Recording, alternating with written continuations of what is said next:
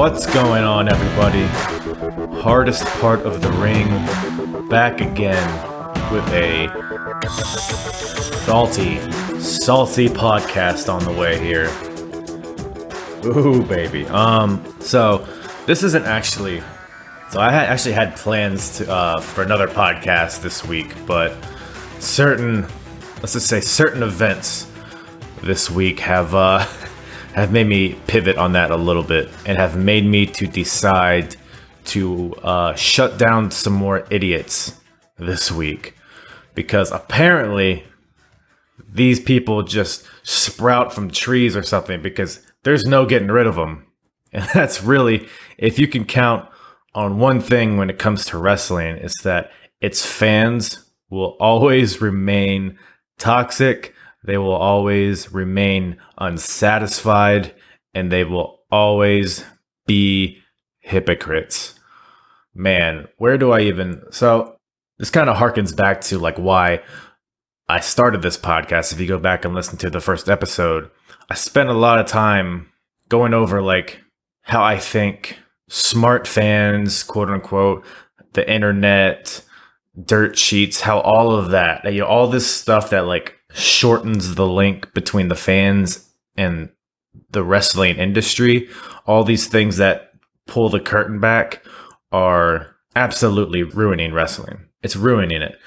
Now, maybe that's something that was just destined to happen. Maybe it's something that was inevitable, and maybe it's something that can't be brought back. But the fact remains is that wrestling, like the downfall of wrestling, is proportional to the amount of technology available to its fans. Meaning that as soon as fans were able to get on Twitter and talk, like just directly communicate to wrestlers, as soon as these dirt sheets were available to fans at the drop of a hat, as soon as fans stopped watching the product as fans and started watching it as analysts, as bookers, as critics, as soon as that happened, that's when wrestling took a dive. And now, that's not to say wrestling didn't always have its critics, because it did. People were shitting on Hulk Hogan in the early 90s. People were tired of The Rock in 2001, 2002. People were getting fatigued with Stone Cold after, his peak. This isn't a new concept, right? But it's the extent of it. It's the magnitude of it.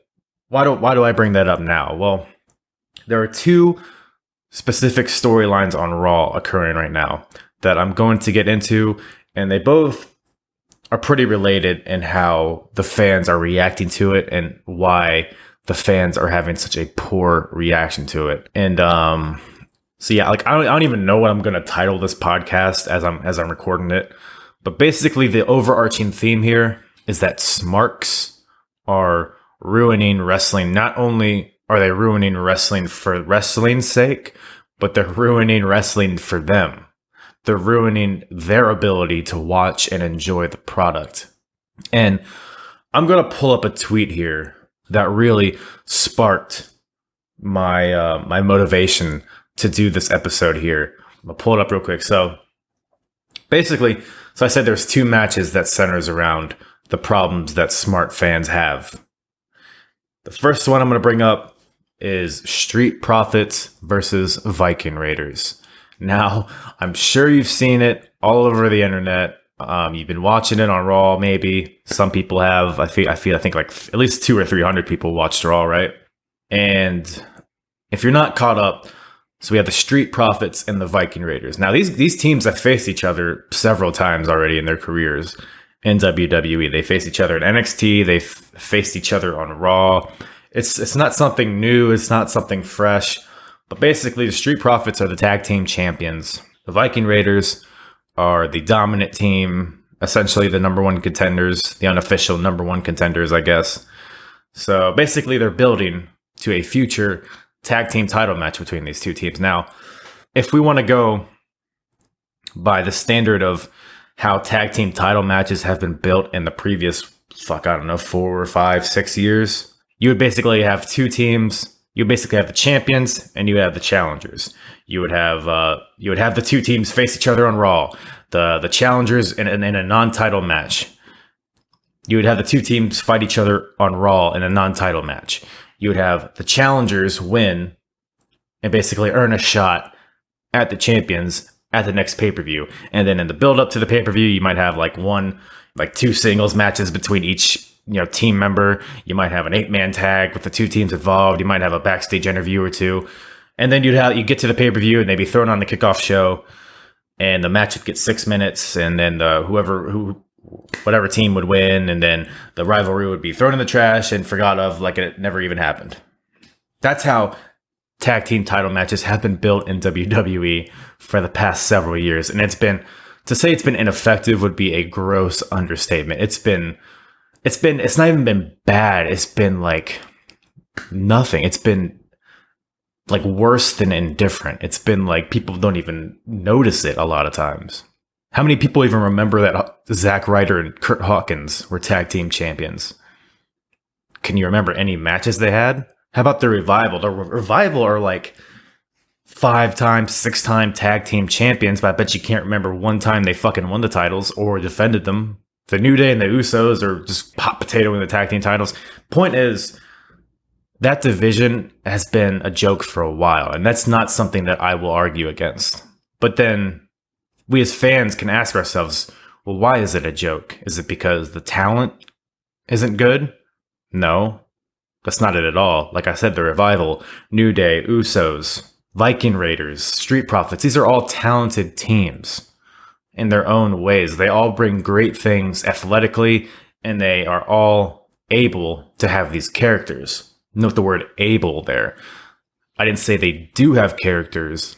I say they are able to, basing that off of their prior stints in NXT or other promotions. But they haven't been given that chance to shine under the WWE umbrella. Which brings me to what exactly the issue is. What the issue is in terms of the tag team division and why people don't care about it and why it does not get time on WWE TV. And just to lead into that, I'll get back to that tweet that I referenced earlier. So WWE posted, this was on May 17th, which was before Raw. And the tweet says, "Get ready for an axe throwing contest tomorrow night on Raw between the Street Profits and the Viking Raiders." And then you have a little image, you have a little link to WWE.com, has a picture of the two teams, basically leading up to this segment that would occur on Raw. Now, there was a comment under it that says, "Let's see how many E-drones defend this booking decision." Booking is in quotes. Now, right off the bat, so I'm looking at this guy. His name's Skyfire.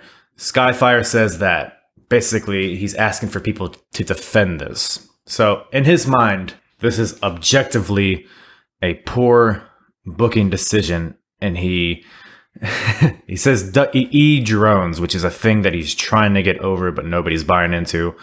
He doesn't like it, and he wants to hear WWE fans defend it. So then we have somebody responds to him at Vincent Michaels. He says, "There's literally nothing wrong with it, you dumb fuck."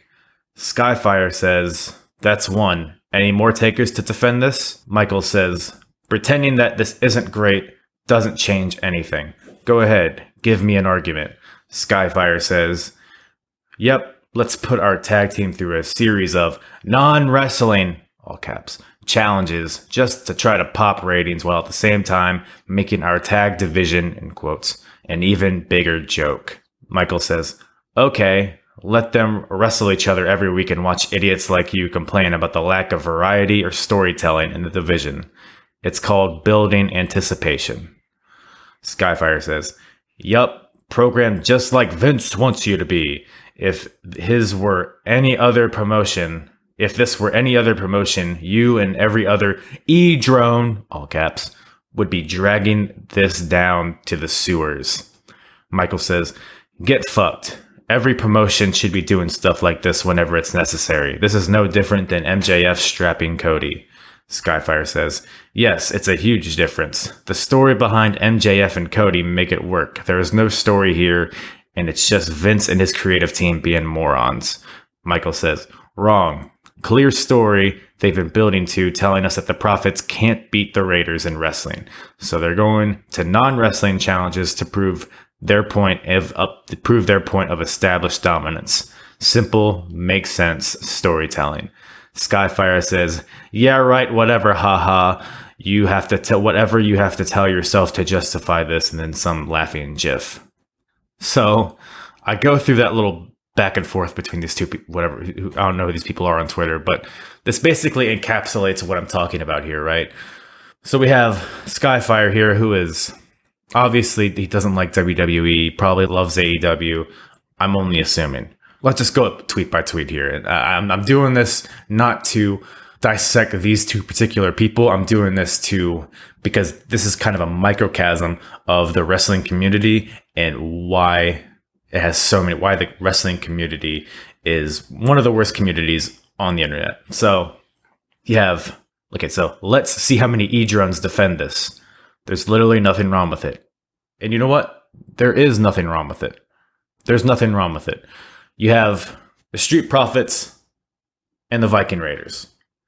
Like I said, these two teams have faced each other before, and every time they faced each other, I believe, the Viking Raiders have won. Every time. They've established dominance against the Street Profits. And as at Vincent Michaels said earlier, the story is simple here. The Viking Raiders have dominated the Street Profits at every single match they've had together. So to further that, they're going to challenge them. They challenge them to basketball. They're like, man, we just kick your ass in wrestling every single time. I bet we could beat you in everything. Even basketball that you're probably good at because you're black, I guess. Whatever.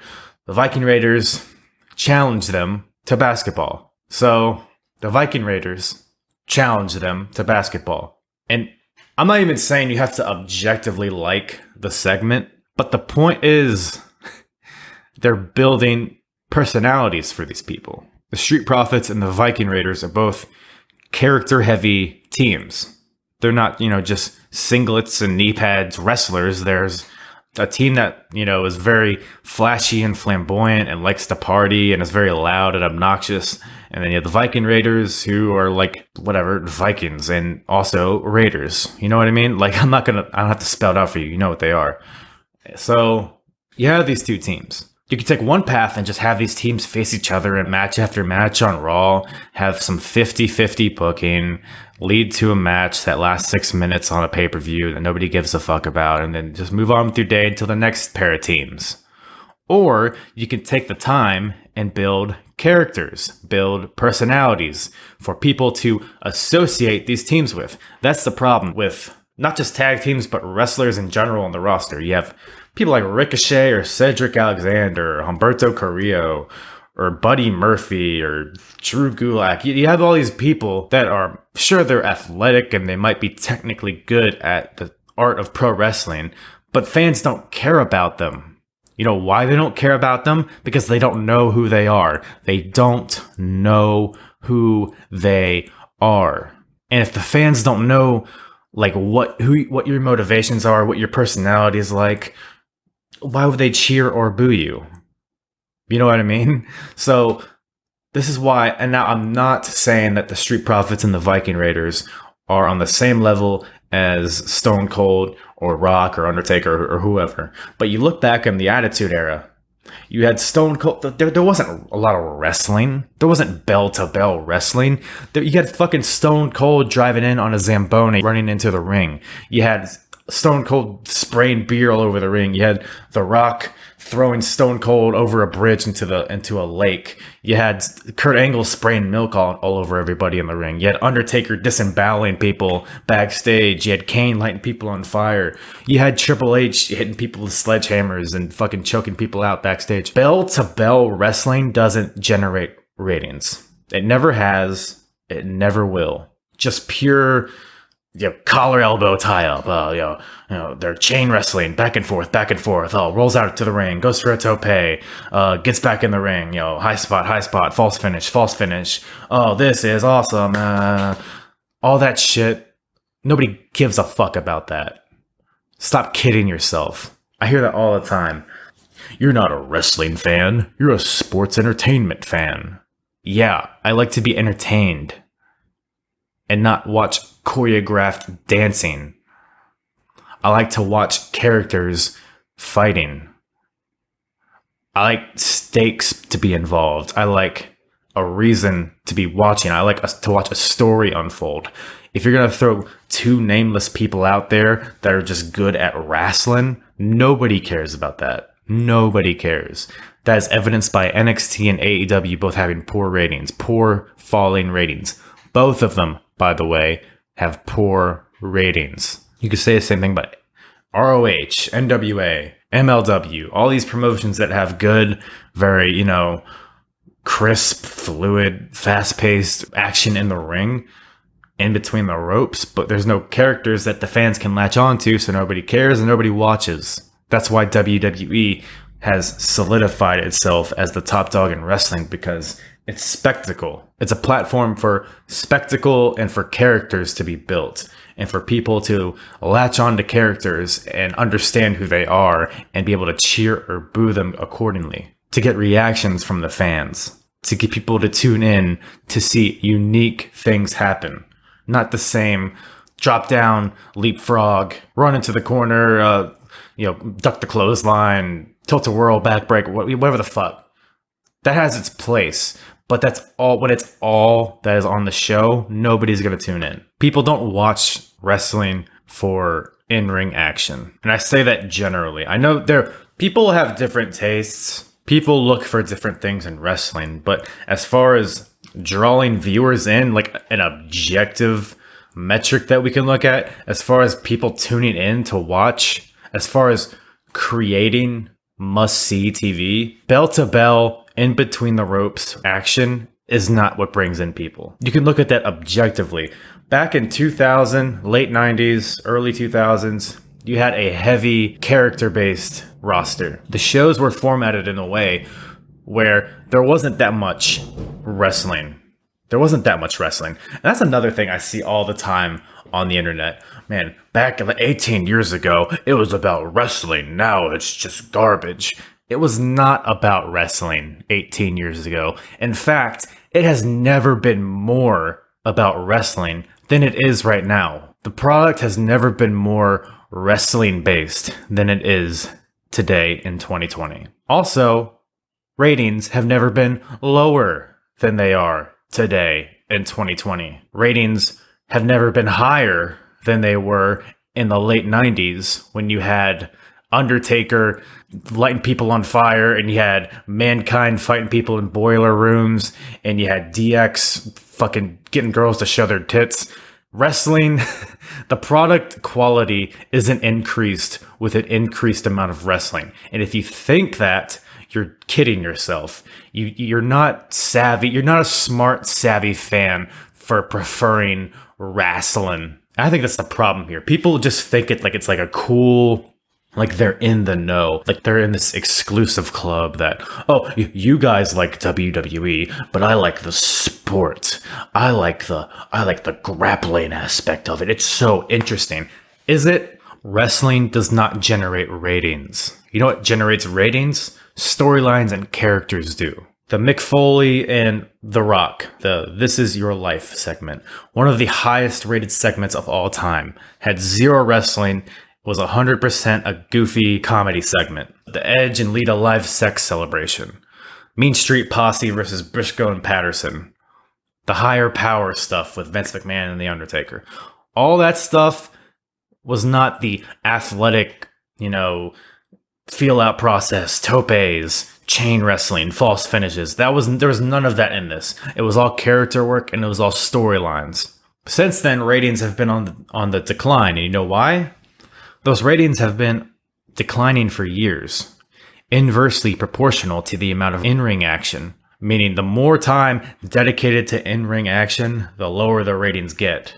We want Chris Benoit to be world champion. We want Eddie Guerrero to be WWE champion. Yeah, they gave it to you, and then you stopped fucking watching. Ratings plummeted after WrestleMania 20 with Chris Benoit and Eddie Guerrero as your figureheads.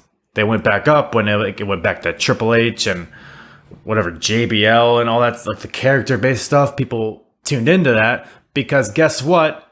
It had story to it. It had a narrative that you could follow and watch and be on this path of a story that had an ultimate ending. It was a tree that had different branches that could go off of it.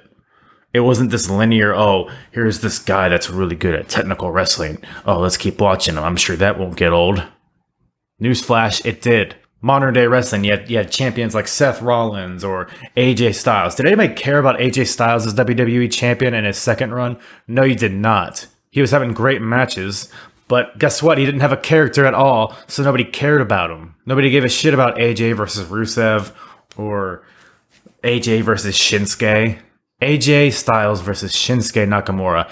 In the terms, if we're just looking at how wrestling fans perceive that match, it should have been a match of the decade. But it wasn't. You know why? Because there was no story. AJ Shinsuke had no story. But AJ's first run, he was a heel. AJ and John Cena had a story. People loved that shit. AJ and Undertaker had a story. People loved it. It was a cinematic boneyard match, and it was the best thing on WrestleMania. What does that tell you? And this all loops around back to Street Profits versus Viking Raiders. People want to pretend like they just want to see these teams wrestle each other. You don't. You know why? Because they have before, and you probably didn't even fucking notice. Now we get these segments where each team can show their personality and their character. The Street Profits can be comedic, they can be high energy, they can be whatever you want to say about them. But they're showing their character and they're highlighting who they are. So when they get out of this rivalry with the Viking Raiders, people know who the Street Profits are, and then they can cheer them or boo them or whatever they want to do, but they know who they are and they're invested in them. You're not going to get invested in somebody by just watching them have matches over and over again. Just have 50-50 booked cold matches week after week. Nobody's going to care about that. Nobody cared about Hawkins and Ryder when they were doing that. Nobody cared about the Revival when they were doing that. Hell, nobody has cared about the Viking Raiders to this point because they haven't had the ability to really amplify their Viking characters, whatever that may be. Now, to be fair, I don't particularly like the direction that the Viking Raiders are going. I think they're a little too comedic. It's a little too cartoony. But the point remains is that they're trying, right? They're trying to build characters for them. You saw that in the basketball game. You saw that in the axe throwing. They're basically pushing forward this narrative that the Viking Raiders are completely independent of society. They are Vikings that live the Viking lifestyle and have no concept of the world that's outside of that. Ivar didn't know what check meant when he was playing basketball. He didn't know, I think last week, what did he say? Like Montez made a Tiger Woods reference, and then Ivar's like, "Oh, is there a tiger in the woods?" Like he didn't know who Tiger Woods was. You could argue whether or not that was comedy, whether that was funny or not. But the point is that they're pushing forward these characters that are completely separated from society, and they're just savages. That's what they want to do. That's what they want to get over, and that's how they're doing it with these segments. You can't do that by wrist locks and doing the same 3 high spots that the Viking Raiders do every match. Nobody gives a shit about that. You can say the same thing about the Street Profits. Yeah, we've seen the spine buster frog splash 1,000 times. How many times are you going to tope over the top rope, Montez? Nobody's going to care no matter how many times you do it. Viking Raiders. Yeah, Ivar, we know you can do a cartwheel. We got it. You don't have to do it every fucking match. But these segments, the basketball game, the axe throwing thing, it takes these people outside of the ring and provides a platform for them to really build their characters, build their personalities. So when they go and do whatever they do in the future, people know who they are and then get invested in the storylines that they're involved in. Especially nowadays, you don't have anybody in the crowd. So why wouldn't you do these pre-recorded segments? You can argue, if you have an arena full of people, why would you have them all watch a Titantron to see a thing that you recorded earlier? They are there to see a live show. But now, there's nobody to see the live show. But you could just have a whole show of this kind of stuff and it'd be good. They should be doing more of this. More Viking, more axe throwing, more basketball, more boneyard match, more Firefly Funhouse, more of all of that shit. Because that's what gets people talking. That's what gets people entertained. And that's what gets people invested in characters, which ultimately is why ratings aren't as good nowadays as they used to be. There's a lot of different factors that play into it, but a big part of it is that the fact there are no characters. There's no household names. There's no defining characteristics of these people, because all they do is go out there and have wrestling matches. You're not going to bring in new viewers by having wrestling matches. You bring in new viewers by having characters that people can be entertained by and they can latch on to. That's why it bothers me so much when you have people on Twitter saying, oh, this is a poor booking decision. Why are you having non-wrestling on a wrestling show? Because that's what's made wrestling successful in the past, you dunce. Wrestling. I think that episode, I don't know if it was last week or the week before, that had like the all-time low record for Raw. That episode had nothing but wrestling. Almost nothing but wrestling. People don't watch for wrestling. They watch for moments. They watch for build-up of stories. They watch to see how stories unfold. You're not savvy. You're not smart for preferring wrist locks over axe throwing. Nobody is impressed.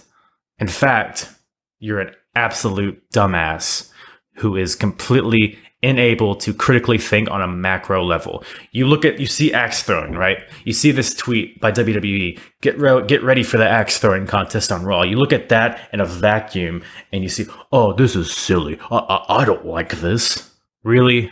Do you prefer Private Party versus Lucha Bros on a Who Gives a Fuck episode of AEW Dark that has absolutely no bearing on the future? Do you prefer a cold match between who was it, Jack Evans and Helico, whatever their team name is? I don't even know what their team name is because all they do is have matches.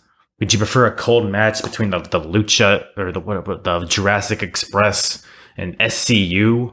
You just want that wrestling. You want the clotheslines and the grappling and the headlocks. No, nobody's cared about that. That's why the tag team division has been a flop in AEW. Outside of Young Bucks versus Kenny Omega and Hangman Page, which, by the way, guess what? Had a story behind it, so that's why people liked it. Fuck, dude. People complain nonstop online that WWE has no variety in their storylines. They complain that they don't have characters. They complain that they're not building up stars. You know how you build up stars? It's not by having cold matches with no build-up. It's by having characters that are built, having stories that are planted, and having those characters interact with those stories in a way that fans get invested in it. It's so simple, but people want to pretend so hard that they prefer just bell-to-bell wrestling with no build-up. Street Profits versus Viking Raiders is a simple story portrayed in a pretty cartoony but pretty entertaining way. Even if you don't think it's entertaining, the point is that they're attempting to be entertaining. They're attempting to build these characters. If you respond to that with, oh, I didn't think it was funny, so it was a failure, you're a dunce if that's your response to that. The point here is that they're building these characters. They're listening to the fans saying, we want stars, we want characters by doing these kind of segments. And when they do these kind of segments, you go back to saying, oh, we just want wrestling. Do you want wrestling? Really? Is that why you're all shitting on Edge versus Randy Orton too? That's my second match. I said there was two matches or two storylines that I wanted to get into. First was Viking Raiders, Street Profits. Second one is Edge and Randy Orton. You have people complaining about this axe throwing and basketball stuff saying, oh, we don't want this kind of shit on my wrestling show. I want wrestling on my wrestling show. Then what do you get? You get Randy Orton and Edge saying, hey, we're going to have a wrestling match. People are like, oh, just a wrestling match? What, it's just going to be a wrestling match? I want more stuff. I want tables and chairs and fire and candy canes and thumbtacks and fucking cucumbers up my ass or whatever. Do you want wrestling or do you want non-wrestling? Because it seems that whatever the WWE gives you, you just want the opposite just to be a contrarian, just to complain. People just want to complain for the sake of complaining. They can't just be content with what they're given. They can't just let a product unfold in front of them. They have to get in front of it to preserve their smart fan persona. I'm not like you other casuals. I'm the smart fan. Are ya, or are you a virgin neckbeard cuckboy? I would go with the latter. So you have Edge and Randy Orton. By far the most anticipated match going into WrestleMania. The build up to it was great. They had the prior history together. They had great promos back and forth. They had, Randy Orton took out Edge with a concerto, a move that hadn't been used in years. He attacked Edge's wife, whatever. The build up, even if you didn't particularly like it, you could at least acknowledge the merit in how much effort each man was putting into it. They were both given time to tell the story through promos and through other segments to the point where that match was probably more anticipated than any other match on the card. had their last man standing match at WrestleMania. Now, I've said before, it went a little long for my taste. It's not a match I would particularly go back and watch. It got a lot of criticism online, but at the end of the day, I thought it was an okay match, and I thought it was a suitable blow-off for their feud. Now, I, like many of you, I'm sure, when I saw that video package before Raw a few weeks ago saying, Edge and Randy Orton are returning to Raw, is Edge hunting down the Viper, or whatever they said, I kind of rolled my eyes at it like, oh God, like I thought we finished this. And for me, it was more like, okay, we have Edge back. I'd rather see him face new people than face Randy Orton 1,000 more times when he's already faced him 1,000 times in the past. So I had the same view. I was on the same boat with you guys. So we have they both come back to Raw. They're both in the ring. Randy acknowledges that Edge beat him at WrestleMania, proved that he was the better man that night, but he did not prove that he was the better wrestler. So Randy Orton then challenged him to a straight up wrestling match. Now, people are looking at this. They see, okay, they had a last man standing match at this pay-per-view. Now, the next pay-per-view, they're just going to have a straight up singles match. That's backwards to what I've usually seen, so that must mean that it's wrong. Now, that is how an idiot thinks. How a at least somewhat competent person thinks. They look at it and see, okay, they're going from a last man standing match to a singles match. Now, what's the story there and why are they doing it? They don't immediately jump on it like, oh, this is different than what I've always seen, so that means it's wrong and that means it's stupid. No, it doesn't. That first promo, literally, it was just Randy Orton challenging Edge. People were shitting on it from the get-go. Before a story could even unfold in front of them, they were shitting on it. They wanted to get in front of it before it could unfold because they wanted to seem smart. That's the cancer that is infiltrated in the wrestling community, is that everyone just wants to seem smart and they want to seem like they're in the know. They want to criticize everything they see because they think they know more than the actual performers do, even though the performers have been doing it for decades. Absolutely asinine. So I stumbled upon an article on NoDQ.com, which I've really never been to this site, but I've been like kind of browsing it and looking at the comments under each article, and man, this is probably one of the worst like segments of the wrestling community I've ever seen, dude. It's just all anti-WWE, no matter what it is. It's all really just people that don't know how to critically think on any level. It's just they see things in a vacuum and they just fucking bang their hands on the table and fucking slobber and drool comes out of their mouth over anything WWE tries to do.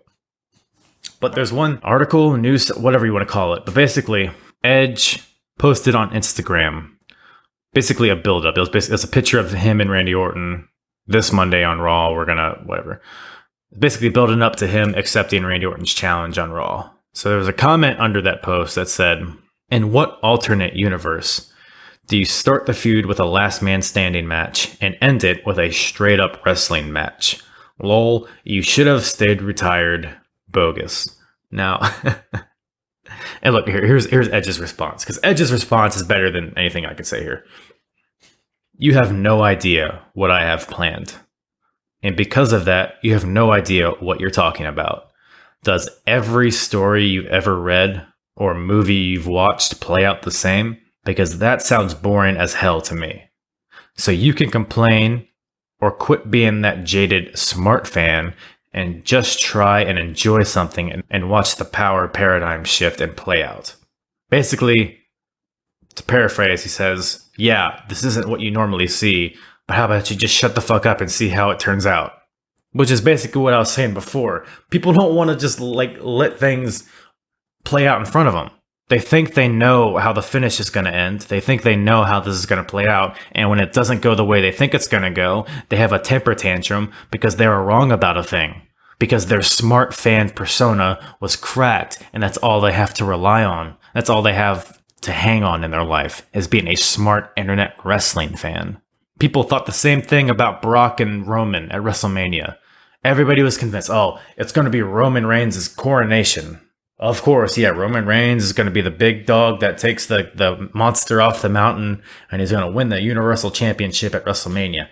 Did that happen? No, it did not happen that way. People were so convinced that they knew the finish of the match that they shit all over it before it even happened, during the match, before it was even over. They were booing it because they already thought Roman Reigns was going to win. Brock Lesnar ended up winning and everybody popped. Now, just think if you were watching as a fan and not a smart mark analyst.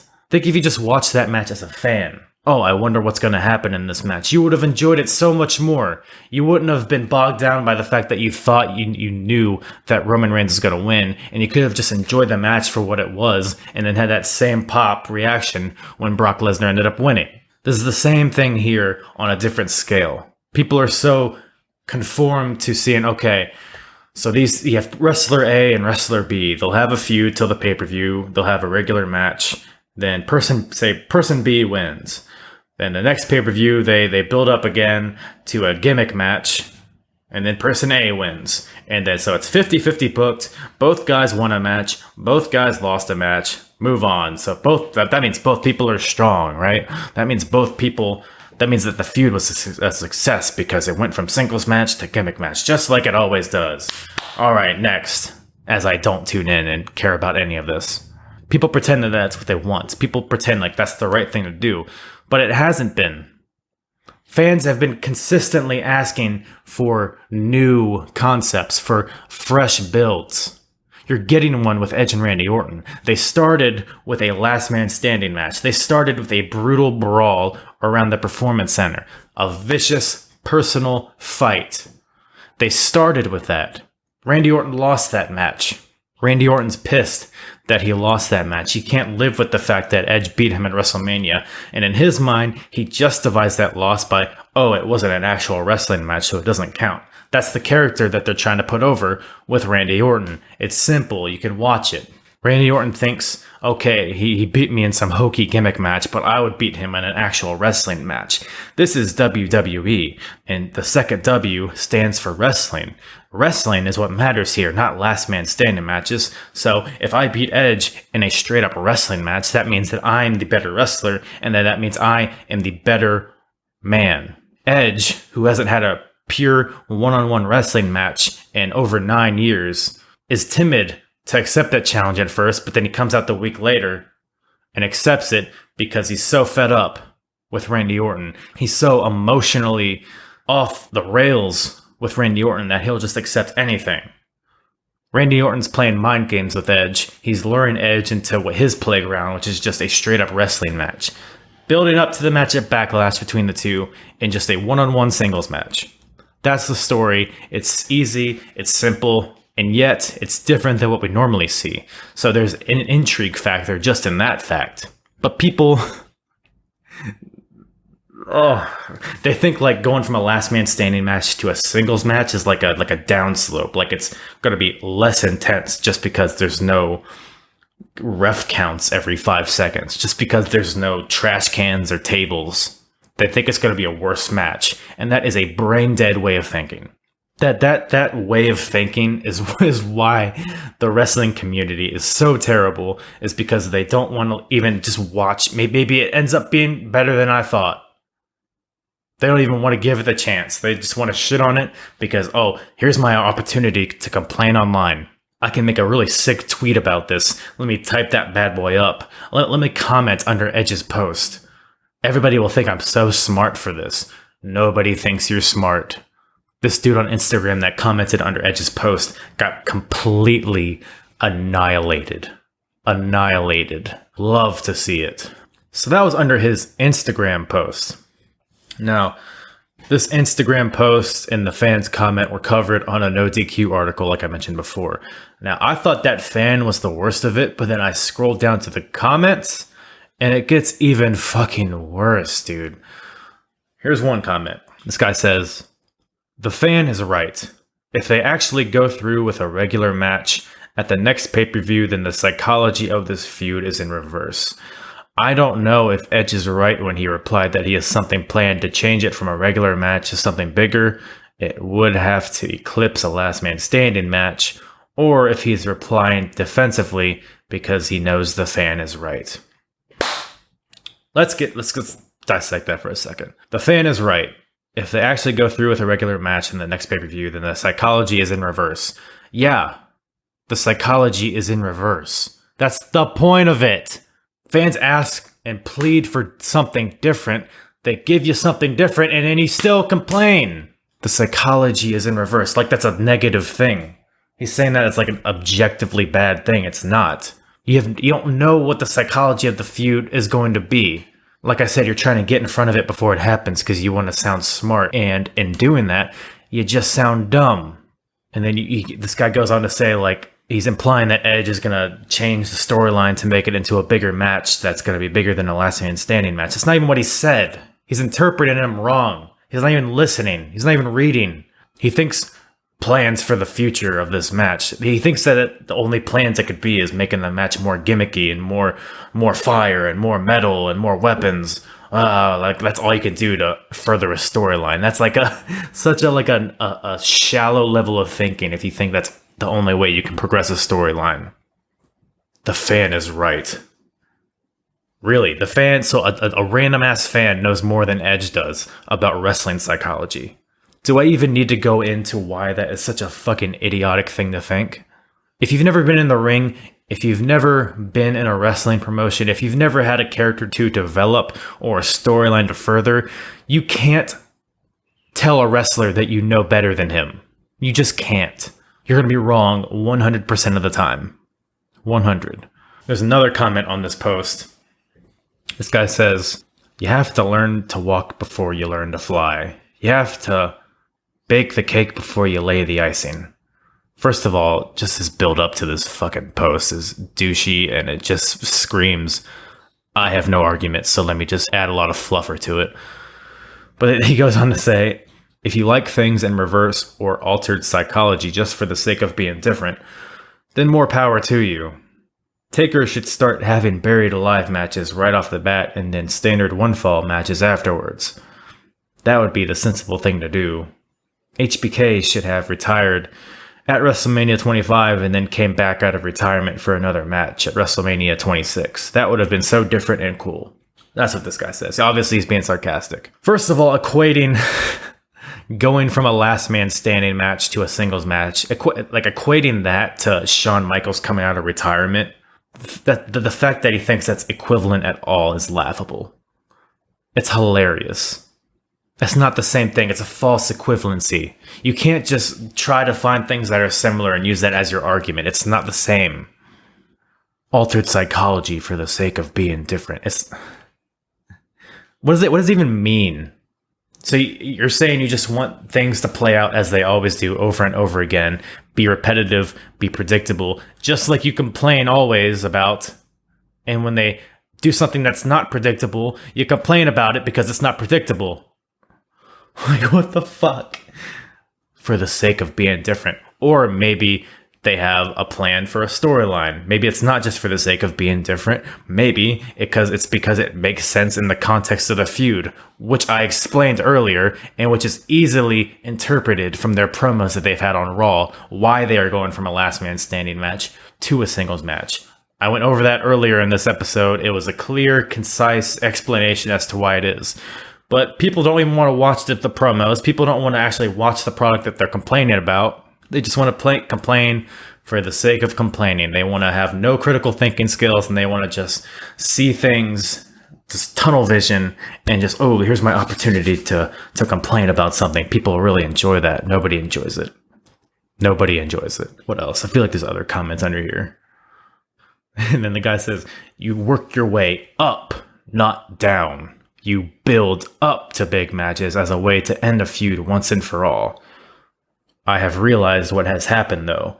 They turned what was supposed to be a one-on-one match into a last man standing match after a COVID hit because they knew there would be no crowd. So to bypass the no crowd issue, they were forced to do a gimmick match right at the start. Otherwise, I'm sure that it would have been a one-on-one regular match, and they would have built up to a last man standing match or some other blow-off gimmick match. But there's still no crowd.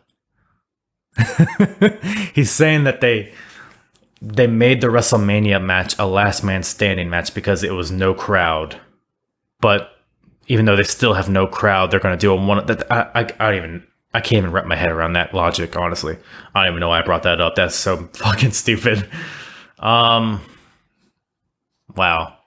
It's amazing that that guy typed that out and hit send. Maybe he didn't proofread or something. I don't know.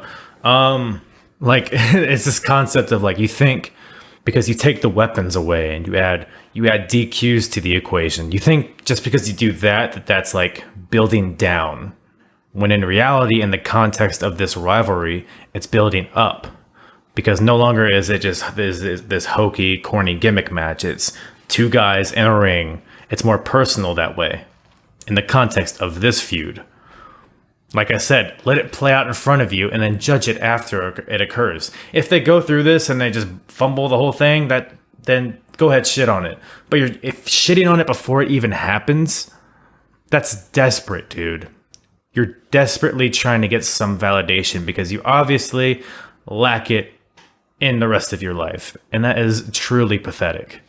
I don't want to drag this on too long, guys, but like, dude, Smarks, smart fans, whatever you want to call them, are ruining wrestling. They're ruining it because there's no pleasing them. There's no pleasing these fans, and the smart fans think they know what people want, and they are incorrect almost every time. People complain that we get the same old build-ups, we get the same old segments, contract signings, 8-man tag matches, backstage interviews. People complain and complain that we're getting the same things over and over again, that we're getting the same segments, the same build, the same lead up every single time. They complain about that, and then WWE then throws you, oh, here's something different. Here's a axe throwing contest in basketball. Here's a I can do anything better than you can concept rivalry, much like they did with Matt Hardy and MVP. Here, let me throw that at you. What do the fans do? Oh, this isn't what we're normally used to, so that means it's bad. Are you fucking dumb? This is why the tag team division sucks. Is it why the tag team division sucks? Or does it suck because it's nothing but wrestling with cold, lifeless characters? Axe throwing in basketball is fucking silly, but it gives these people characters, and it builds up people so that then when they have the match, it's not in front of a dead audience. I know it doesn't really apply now during the COVID stuff, but you know what I mean. People will tune in and will be invested because of segments like this, and they will be invested in these characters going forward as long as they continue this momentum. They complain, the fans complain, oh, we're getting all these non-wrestling segments on my wrestling show. Okay, here's Edge and Randy Orton that are having a rivalry that is literally 100% about wrestling. Wrestling? Just wrestling? That's all you're going to give me? It's like a fucking loop. It loops around to where they just complain about everything. Non-stop complaining. These smart marks, these smart fans, quote unquote, will never be satisfied. They complain for the sake of complaining. They complain because they think it makes them smart, when in reality, it makes them the dumbest people alive.